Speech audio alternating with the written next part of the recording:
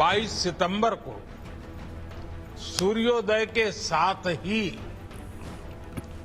Next generation GST reforms लागू हो जाएंगे।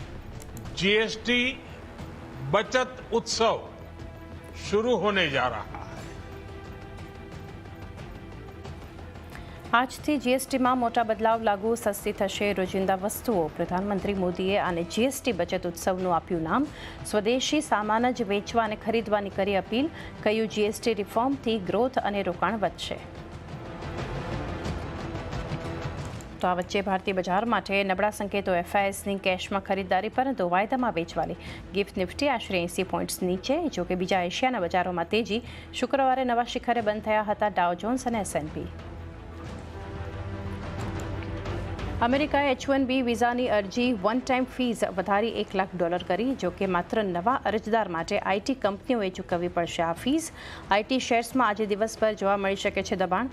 ઇન્ફોસિસ અને વિપ્રોના એડીઆર 2 થી 3% સુધી ઘટ્યા. શિપિંગ સેક્ટર માટે 70,000 કરોડ રૂપિયાની 3 સ્કીમ લાવશે સરકાર. પ્રધાનમંત્રીએ કરી જાહેરાત. સૂત્રો મુજબ કેબિનેટથી જલ્દી મળી શકે છે મંજૂરી. ત્યાં જ મોટા શિપને મળ્યો ઇન્ફ્રાસ્ટ્રક્ચરનો દરજ્જો. સસ્તી થશે લોન લેવી.